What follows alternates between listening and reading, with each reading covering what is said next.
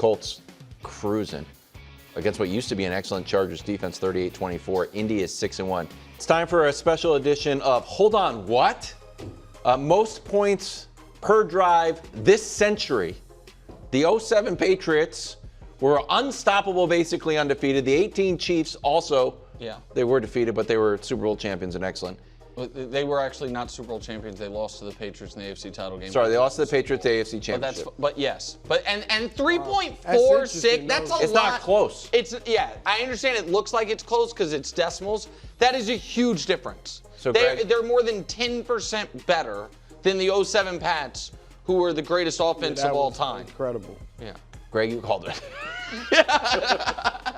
Man, this is it. Look, this team has been impressive, and obviously, I think the question is, are they legit Super Bowl contenders? And yes, they are. And I know I've always been a Daniel Jones guy, but this is not just about Daniel Jones. They just are a really good team, top to bottom, coaching staff included. They are a well-constructed team, and when you watch them play, you understand what makes them so good. They know who they are, and they can beat you in a multitude of ways offensively. They're going to run the ball. They have the best running back right now in the game in Jonathan Taylor. Obviously, they have receivers. They have weapons. You got a young tight end playing at rookie that is looking like one of the best rookie if Mekabuka didn't get hurt, maybe like rookie of the year right now. And you have weapons, and Daniel Jones getting protection. And I'm just talking about the offense because that's seemingly what's continuously in the last few years held this team back. And he's playing a position that they have not been able to identify the player to insert to get them to this performance, this level of play. And he's been great. He's been absolutely awesome. This team is definitely a Super Bowl contending team right now as it stands. We'll see how the season continues to progress. But right now, you got to give them credit. No, look, to your point, I think they're 8-7 with Anthony Richardson starting, and we know he was not playing the position very well. And you looked at the roster, and it was like, if they just have decent quarterback play, they could be good. And obviously Jones is giving them more than that. The offense is baffling to me. Now, Jonathan Taylor, we know how good he is. And show his numbers while Bruce talking. Yeah, I mean, the Taylor numbers have been, he's been averaging great. Basically 100 yards a game, only one close to that. 10 rushing touchdowns. The receivers, you're right, the tight end is playing lights out. Michael Pittman, obviously they got some good receivers, but not huge names. For Their them to be putting up the numbers. Green Bay's. A bunch of good receivers. Exactly. Yeah. But for them to be putting up the numbers they are with Daniel Jones, who is obviously playing well, but kind of has come out of nowhere, so to speak. And it's not like he's thrown 15 touchdowns, So their offense, the way they're scoring so many points is just incredible. Look, right now, and I said this earlier, Greg, right now it looks like the Chiefs are on a level that nobody else in the AFC is on. As far as considering everybody but the Chiefs, I think the Colts are right there with anybody. So I would say, I would not pick them to beat the Chiefs in the playoff game, but when I compare them to the Patriots, to the Bills, to if the Ravens ever, I see them being right there with anybody else. Greg, can I pitch you on something that you can pitch to Nick better than I can? Defensive coordinator for the Colts, Lou Anarumo, excuse me.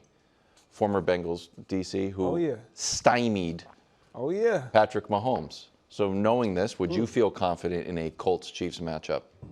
You already know we talked about All right. We talked off camera about this. That is, I will say, I don't love that Lou Anarumo is their D coordinator. However, whatever nerves that are caused in me thinking about that in the playoffs are settled by thinking of the dream scenario of the path to the 4th straight Super Bowl going through Daniel Jones. Hold on. Can I go just real quick, please? This team every week reminds me more and more of last year's Vikings.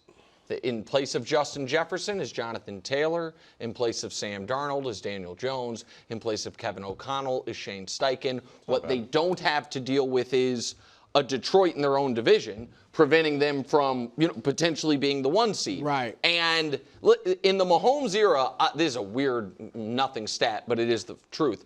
The Chiefs have been the 1 seed every other year. 18, 20, 22, and 24 is when they've been the 1 seed. The years they haven't, Baltimore got it twice, and then a weird year, the Titans got it once. Out of the AFC South, again, with a quarterback you didn't really believe in Tannehill. I don't look at them as, I do not think they can beat Kansas City in a AFC Championship game. I also think that they could be picked off in their first playoff game. With that said, so can anybody else, but continue. Well, yeah, let me rephrase it. To me, they are more likely to be picked off in their first playoff game than Buffalo, even though they have been better than Buffalo this year. Just because I just think there is a structural advantage to how good your quarterback is and how... We've reached the playing with their food territory for the Chiefs. The Blue Jays. No-look passes, fake calls at the line. Raiders get shut down and shut out. What did the Chiefs prove in their blowout W? A lot, but I'm going to focus on 2 things. Oh, good. And one of them, I told Brew a half hour ago. Yeah. I'm going to show him a stat that is going to change how he views something entirely. Wow. Because the For the rest first of my thing, life, he said. Oh my for the rest of your life, for the rest of Brew's life, he will look askance at every Pro Football Focus grade. Because one of the things they proved is our friends at Pro Football Focus, cannot be trusted to grade quarterbacks. They're having a rough go of it. Here is the grade from yesterday's game. I've included the stats and then Geno's passing grade, a 67, versus Mahomes' passing grade of a 62. The brilliant data scientists at Pro Football Focus who have such a monopoly on our numbers matter that in the marquee game of the week, Sunday Night Football, when guys are telling us what high school they went to, we see where they rank in the PFF grading system, said, throwing the football yesterday, Geno Smith outperformed Patrick Mahomes. So the first thing they proved is we might need to, listen, I'm not in charge, and I love Chris Collinsworth. If I were him, I would call an all-hands meeting and say, fellas, we've got to shut everything down and rework the algo. Shut it down. It's like bar shut it all rescue. down until we can figure out a grading system that doesn't say the guy on the left outperformed the guy on the right. Can you, I know you got a lot to say, but can you explain it? Like, what? What is the explanation for this? The explanation is it's inexplicable. Yeah. I mean, the explanation is it's inexplicable. So that's the first thing they proved. That is inexplicable. The second thing they proved is more near and dear to my heart. Just tackle the turn the tide changed everything. Oh, yeah, tackle the turn the tide. More tackle. And everybody knows it. And Greg can be as annoyed as he wants. Because last time I saw Greg, he was sitting next to me saying how the Chiefs were going to be able to deal with the Lions. And since then, all they've done is played 2 more games, T, and showed everyone that, is that too many T's? Oh, I think no, that was 6. That was 6. Thank you. I mean, Mahomes, passer rating over his last 32 games. Once in 28, above 124, 3 out of 4 since then. Mahomes, 3 touchdown games. We had to lower it from 4 touchdown games because he sat the 4th quarter. 4 out of 28 versus 3 out of 4. The Chiefs scoring 30 plus. 3 out of 28 versus 3 out of 4. And of course, Kansas City in its last 4 games, it's been the only team in the league to score 28 every week and the only team in the league or the most yards per game. This is all post-tackle that turned the tide. So what they proved was PFF can't be trusted, Greg, and tackle that turned the tide probably made them the best team in the league again. Yeah, it's been impressive to watch the Chiefs. Look, man, I'll say when I'm wrong. I have no problem. I was right Monday night when they faced the Jags and picking the Jags, and then I was wrong against the Detroit Lions. They beat them. What I see in this Chiefs team is, I mean, clearly they're scary. Like, they're scary, but you wanted to say something about Rashee Rice. I did, but that's something separate. But okay. This team, defensively and offensively, I'm trying to remember a time when I've seen them play as locked in and complementary. Like it's either one has been really good Yeah. and the other has been lagging behind, or literally the other has been really good or lagging I behind. think the first year without Tyreek was the closest. The first year without Tyreek, when Mahomes won MVP and the defense was up to that point the best defense they'd had. So it that wasn't was like all this. year. They're top 5 both in total defense and total offense. Well, they've been so good post-tackle to turn the tide that their all-year stats are up. Oh, that's great. Makes so sense. It includes before tackle turn time. Yeah. So So for me, when I look at this team, obviously, I mean, they're playing the best right now in the game, and clearly they're the champs for a reason. Well, not the recent champs, but the AFC champs. Spiritually, the AFC champs for the reason, and they're showing, man, it's going to be hard for anybody else to dethrone us as AFC champs right now. I'm still shaken by that PFF. I knew Brew was going to. I'm a big PFF I know guy. he is. I told you. Brew loves citing PFF like for offense. Maybe they're good at other stuff, man. And I like them. I think they're good at like offensive linemen that you're not paying attention to. Here's the problem. I look at their offensive line rankings and read all that quite a bit. Yeah, because we're like, they must know. But now I'm looking at everything. The best thing for them to do is just be like, this was wrong. It clearly was a glitch. But go ahead. I haven't felt this way since Tyson lost to Buster Dones. Shocked enough. The light show is back. The light show is back, and Nick showed a lot of the stats. But Mahomes, you'll like this. Okay. Last 3 games, each game over 70% completion. Love it. There you go. Last 4 games, each time over 250-plus yards. And most of them have been well over 250 yards. But the it's funny because I think a few weeks ago we were like, just give them a decent receiving core when guys get back. The receiving core looks great. And I know they don't have a CD Lamb or Jamar Chase or somebody like that, but it looks great. It looks like what could be better because you got the deep threats in Worthy and Tyquan Thornton. And I think that was good for Tyquan that Xavier was out because it allowed him to kind of get established. Then you got the underneath guys.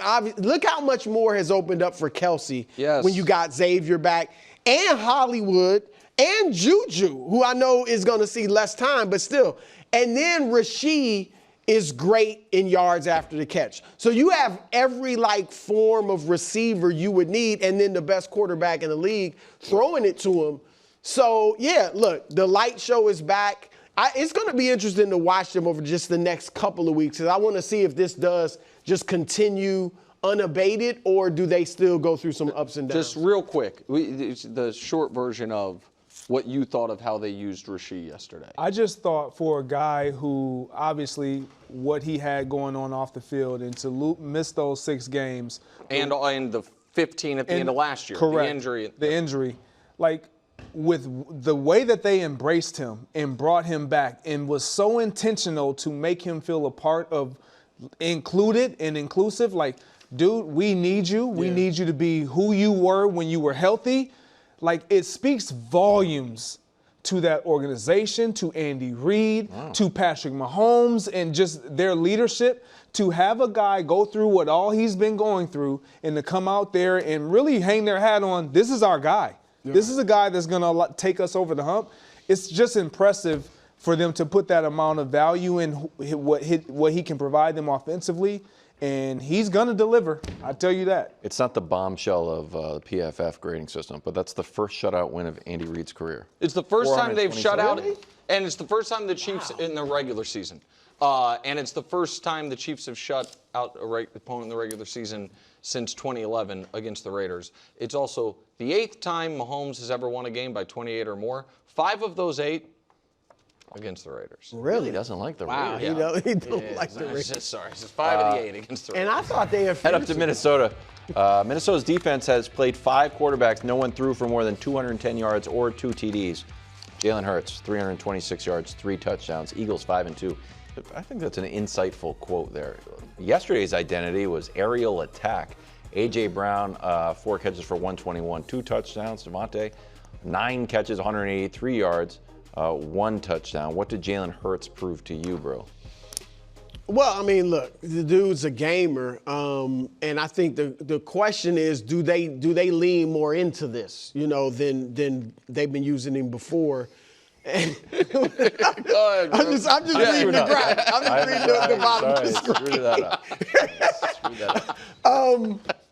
But I'm gonna say no, in that the 2 losses they just had, he averaged 35 passes a game, and coach is big on that stat. Yeah. When he throws over 30 times, they tend to lose, or 500 or whatever.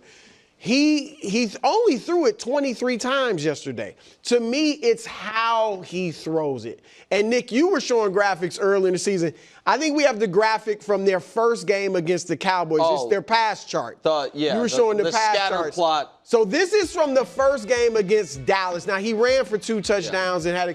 But look at that, And right? the It's one all bomb around. down the Yeah, 1 bomb and then everything else right around the line of scrimmage. Look at yesterday's pass chart. Obviously, you had the 5 deep balls, but it's more intermediate stuff. It's more spread out. It's some stuff in the middle of the field, not just on the outside of the numbers, but inside. So I just think if you vary it with him, that's what I want to see do. And I do have to say this, because Nick, you've pointed out, without Saquon rushing for a lot of yards, they're going to have to throw it more. Jalen is not running as much either. His first 4 games this year, he had 3 games over 40 yards, 2 of them over 60 yards rushing. I think he had 4 rushing touchdowns. The last 3 games, he's had 6 rushing yards total, and 1 touchdown rushing, probably was a tush push or something like that. But I said that Cowboys game, when we were up here the next day, I said the hits he took, Yes. I thought he took some shots, and I was like, I don't think he's going to be able to run like this throughout the season. Mm-hmm. And that was probably a big part of the supernatural funk. He had the knee. Yep. Knee was bothering him. And I don't think he can run like he used to. I'm not saying that as an insult, but I just think he takes some shots. And he's not Lamar Jackson or Josh Allen or somebody like that. And so I actually think him not being able to run is also hurting their running game. Not just in yards, but I think the defense not worrying about him running. Keeping it on RPOs. Yeah, and stuff. right. They are not doing as many RPOs, so I think that has made it tougher on Saquon as well. Again, I don't want him throwing 35 times a game, but that is something they're going to have to figure out how they can be as effective without him running the football as much. Yes, they're going to have to lean more into their passing game. And they have to, because of what they're not getting out of their running game this year.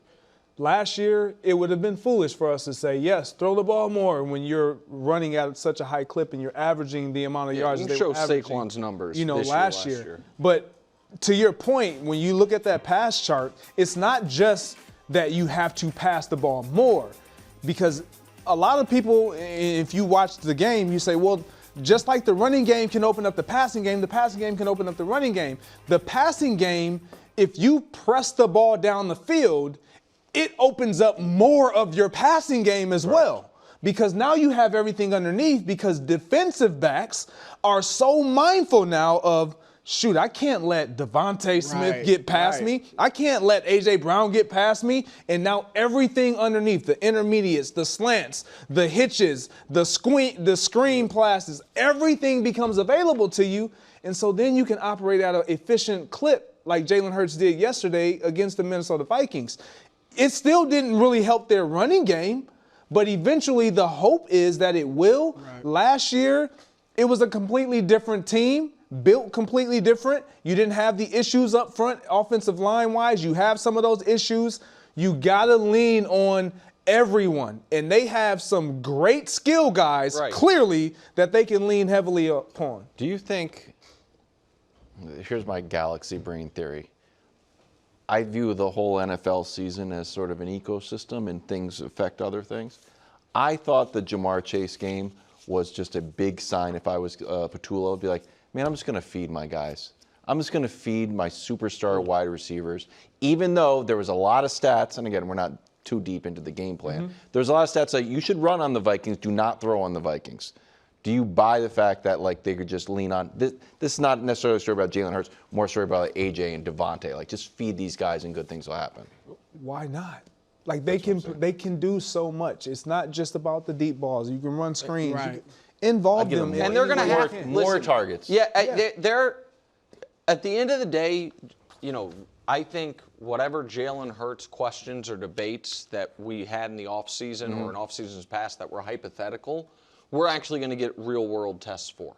And the first one he aced with triple flying colors because they are not going to have a dominant running game this year.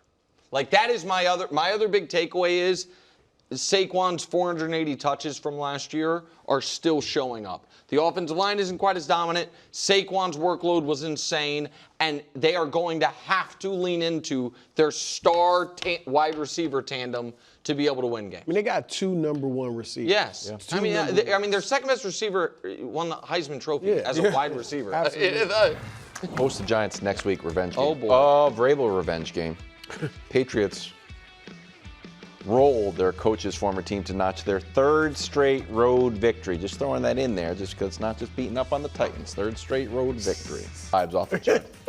125 passer rating, completing 75% of your passes in a 6-game span. Here's the list in NFL history. Now, it's Drake May, Goff, Aaron Rodgers, Drew Brees, Twice. Joe Montana. No big deal. Now, if you add And Kirk Cousins. Don't leave him out. the podcast doesn't need everybody on there. If you add 150 rushing yards, he's the only one. in NFL history, Yeah. He also joins Brady and Mahomes as the only guys with 6 straight games, 100 passer rating with at least 200 passing yards. what about the rushes? I don't have that off the top Probably of my head. just Drake May. Does anyone Go ahead, KW. Vegas I'm gonna go quick and give graphics? it to you. I'll show you a Vegas graphic that I disagree with, Yeah. and I just want to see if anybody wants to come on board. Odds to win the AFC East: it's still the Bills and Josh Allen. You disagree with it because you don't think they're giving the Dolphins a good enough Dolphins shot? 400 to 1. Tough one. Jets are 500 to 1. Yeah, it's a tough one. Greg, just for the record, I'll run through some stats that I wrote down. All right.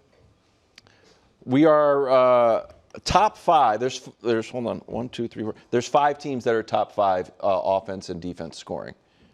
Colts, your Colts. Packers, who you have going to the Super Bowl. Seahawks, who are sneaky good.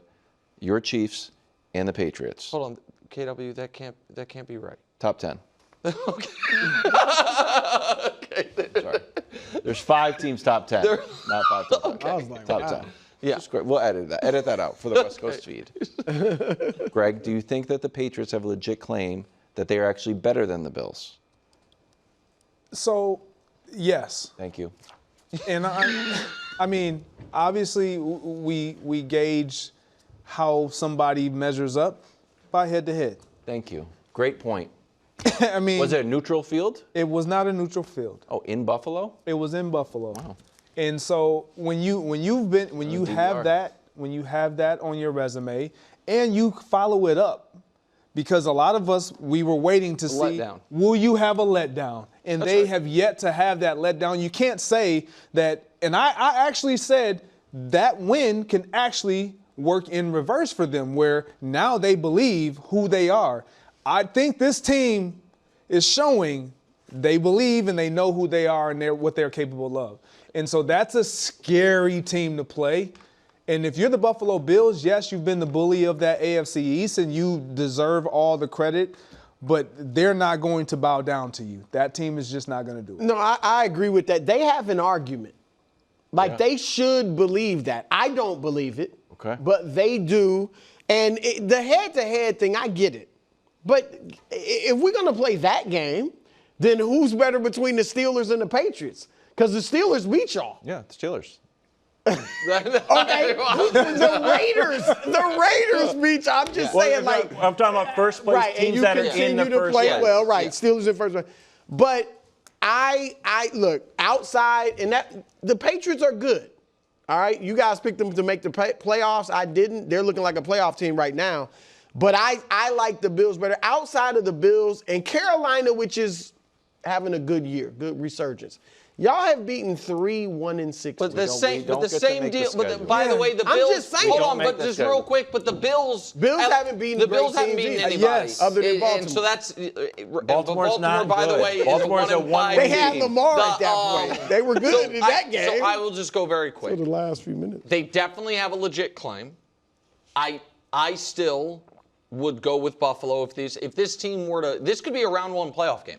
Could be a division and In Foxborough. honestly, even if it were in Foxborough, I think I'd go with Buffalo because of the pedigree of Josh and I just would. And what else? That's the That's the it. tricky That's part. it. That's a That's Josh you're right. and, no, that's just it. You're right. That's all. But sometimes that's what Maybe can that's be the the deciding difference. factor. But it's not I- like you guys have a ton of names either. No, and so the last point I'll make.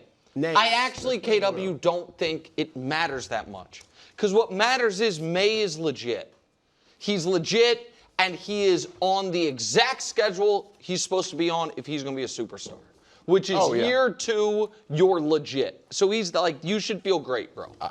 You should feel great. Remember when we were on the doorstep of destiny? What are you doing this for? You want more Patriots takes? Yeah. Welcome back to the show. We're not huddling this segment. Guys, stop talking. Up 18, 6 minutes left, no huddles. If you're up 18 with 6 minutes left, that team had won 1,602 straight games. Not so fast, like Brian Daboll. Bo Nix cooks up the Giants defense, scores 33 points in the 4th. Nick, this was a Giants collapse, and we looked at it through that angle. But are you also, or are you ready to believe in Bo and the Broncos? No, I am not. And I don't know. I should have asked Dust. I apologize. If we don't have their schedule, that's fine. If we do, please throw it up. They're 5-2, and you look at their bye, they're going to be 6-5 headed into the bye and have to scrape their way into the postseason.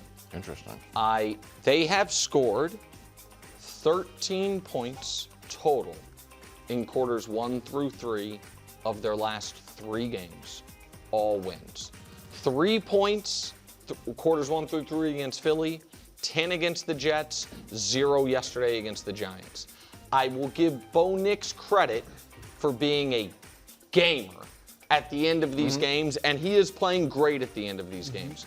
But I have watched the Broncos incredibly closely because I try to watch everything closely, but I watch my bets a little closer. And nothing fills me with more confidence than when I see Bo Nix is launching a deep ball on the run, that thing is sailing out of bounds. And I have seen it play in, play out, and then he has flipped the switch in these 4th quarters. And that matters for long term potentially. But I thought the Broncos defense yesterday was disappointing. I thought Sean Payton's game plan yesterday was disappointing. And I think that the last 2 games against the Giants and the Jets were as tough, ugly a wins as you're going to have. And so, no, could I be wrong about them missing the playoffs? Sure. I still think they're going to have to fight to get in, but I do not look at them as a team nearly as good as their record. I'm with you. Look, they might make the playoffs. I'm not saying they can't make the playoffs, but although that is a tough schedule. But I don't believe, they're not a contender. And it's the offense. And Bo Nix, as you said, he's been great in the 4th quarters. He's got an 87 passer rating. This is for the season. 6.1 yards per attempt.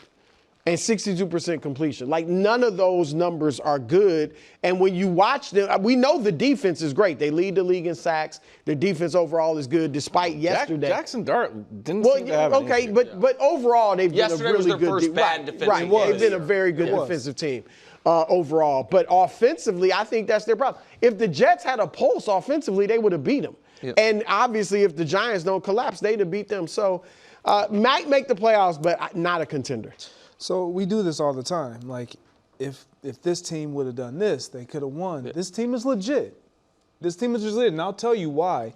They're legit because there are not many teams that could be in these situations that they have been in and find themselves on the winning side of them. That's fair. Because of how sound they are defensively. Now, did they give up a lot yesterday against the Giants? Absolutely.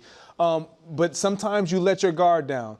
What they can't have is those numbers from their quarterback. And if you look at yesterday's game, before I even get to the game, before I even get to, we can go to the stats. You got to find a way, if you're Sean Payton, to get that 4th quarter version of Bo Nix for the entirety of the game.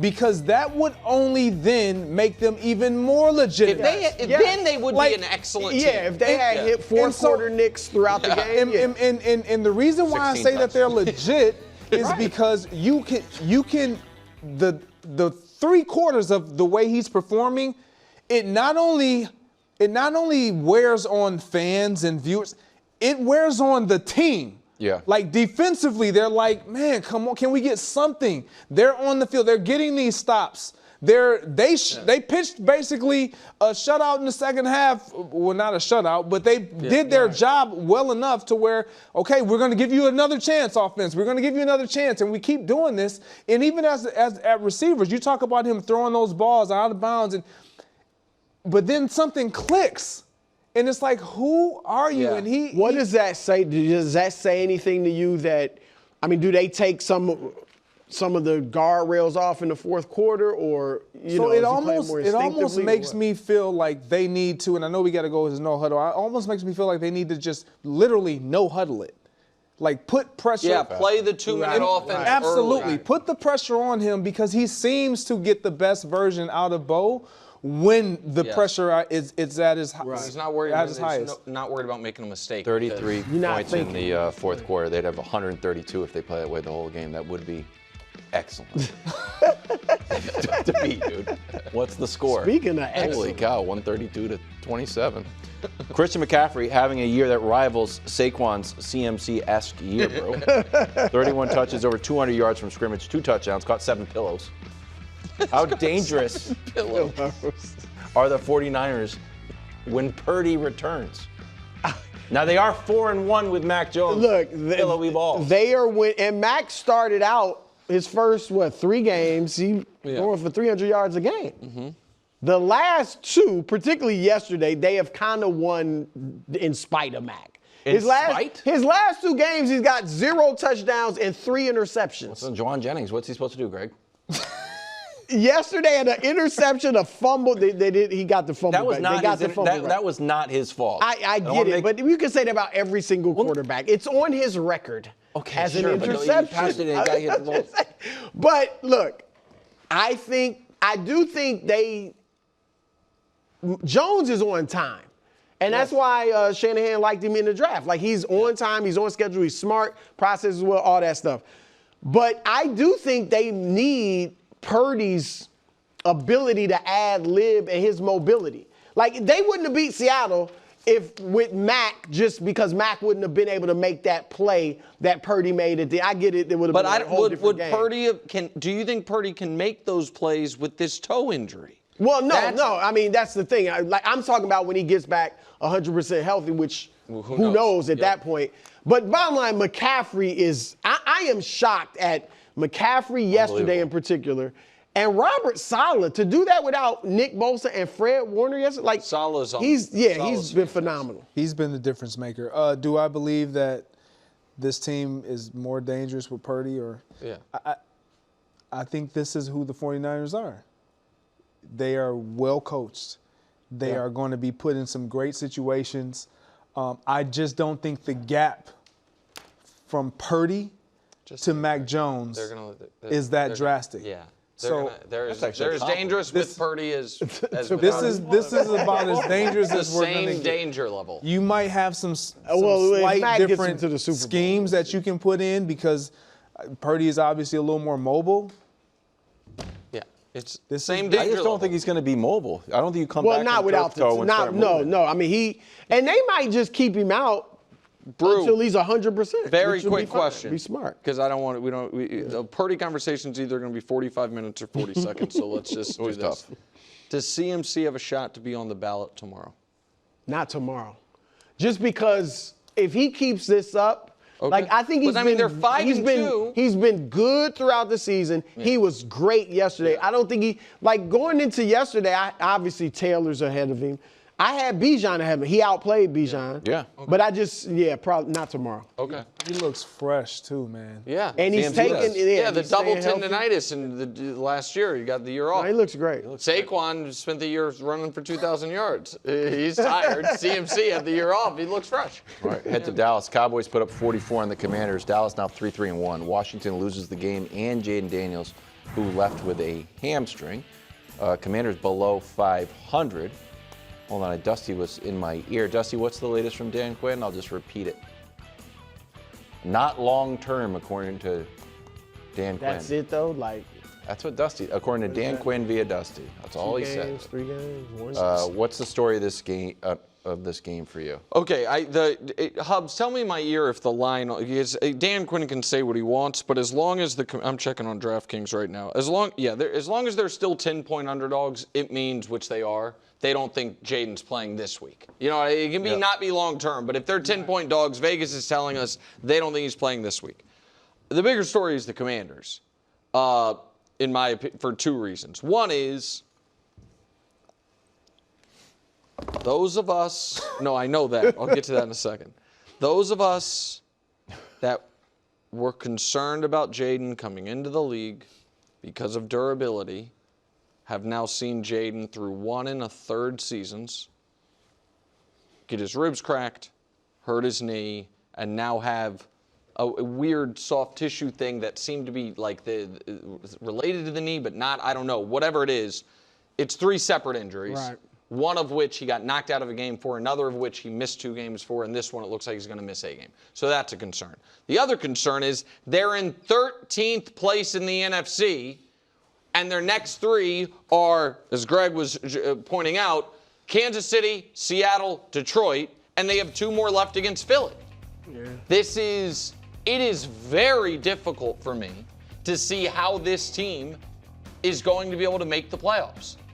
And that's, to me, the story. Like, you can't, teams that are fighting for that last playoff spot just beat you in back-to-back weeks in the Bears and the Cowboys. And you don't have to worry about tiebreakers, oddly, with the Cowboys, because since they have a tie, you're not going to be in to have the same record as them. But you do have to worry about it with the Bears, and you lost to them. So, to me, that's the bigger story. A team that was, not on this show, but a somewhat trendy pick to go to the Super Bowl, and was my pick, to be fair, to win that division, is, I think they are teetering on their season being over, Greg.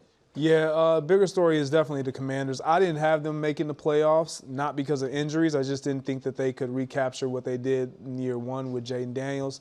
But when you lose to the Cowboys, a team now you're in 3rd place in that division, you not only suffered the loss, you suffered an even greater loss, in my opinion, with your quarterback. Because to your point, last year, healthy. Now we're starting to see this, and I don't knock them for that, because you're not going to get through this type of a game and never get injured. You're going to have injuries. But when you see that this team offensively, they no Deebo Samuel, haven't had Terry McLaurin for the last 4 weeks or so, and now your quarterback is potentially teetering on, is he going to play? That's not a good sign when you look at the schedule coming up and Already you know Eckler, we need our players Wise, in order to compete and win these types of games.